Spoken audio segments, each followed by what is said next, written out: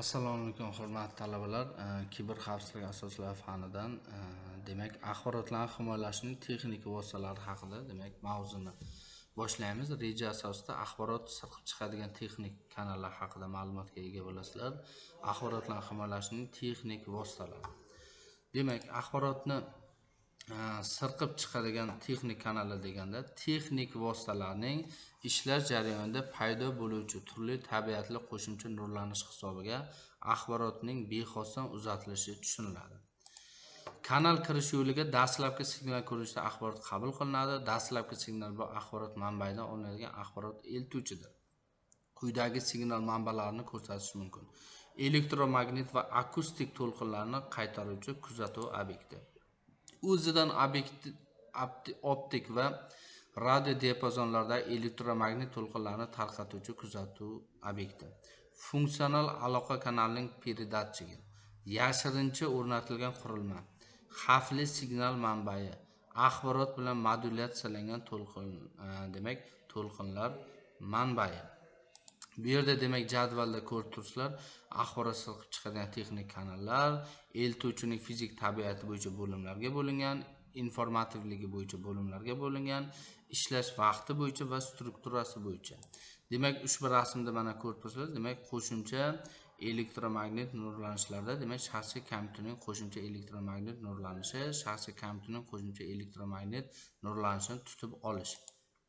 Va bu yerda ham ishxonalarda mana bo'limlarga bo'linganda axborotni sirqib chiqishi ko'rinishi ko'rsatilyapti va axborotlarni himoyalashning texnik vositalari.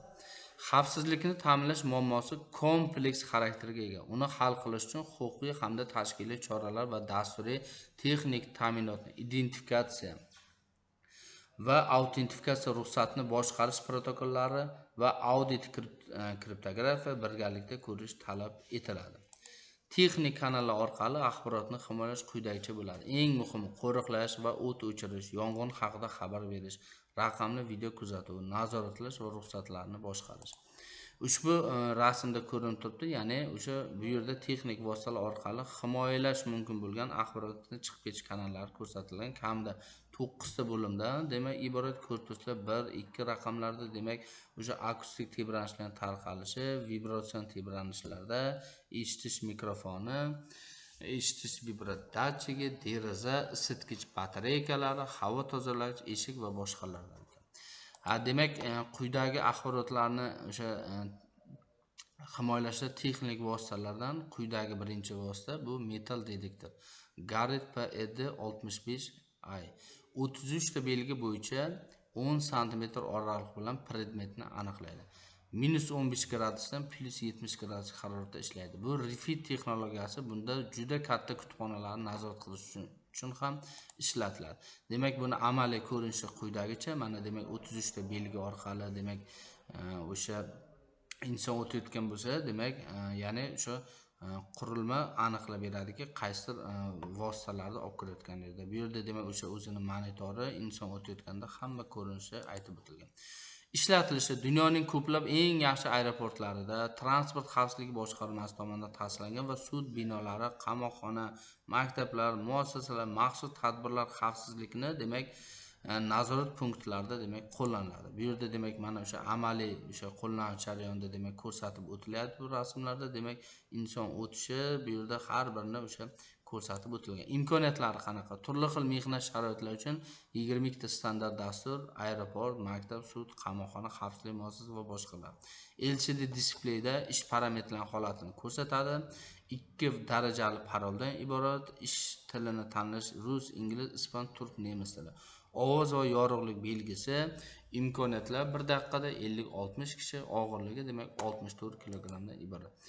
Refit texnologiyasi bu yerda aytib o'tilyaptiki, ya'ni 1945-yilda Sovet olimi Lev Sergeyevich Termin tasodifiy radio to'lqini bo'yicha ovozli ma'lumotni ishlatishga ruxsat beruvchi qurilmani ixtiro qildi deyiladi. Bu yerda o'sha refit texnologiyasining ko'rinishi aytib o'tilyapti. Refit texnologiyasi umumiy ishlatish bo'yicha o'sha tushunchalar aytib o'tilgan va keyingi axborotlarni texnik himoyalash qurilmasi maxfiy video kameralarni aniqlash uchun SLP SP102 qurilmasi. Maxsus qurilma simli va radio kanallar bo'yicha ishlovchi kameralar haqida ma'lumot beradi. Demak, 10 xil algoritm asosida ishlaydi. Aniqlash masofasi 15 metrgacha. Demak, bu o'sha qurilmalarda, ya'ni ko'rinishi, sensorli displey, yoqish tugmasi va hokazo buni ishlatish bo'yicha. Keyingi qurilma ham juda ham o'sha yaxshi qurilma, konfidensial suhbat munozaralarni himoyalash uchun ST202 UDAF M qurilmasi. Demak, bu ham o'sha jamoat joylarda ishlatiladi. Ishlatishi Wi-Fi, WiMAX, GSM va hokazo bunlarda boshqarish mumkin ekan.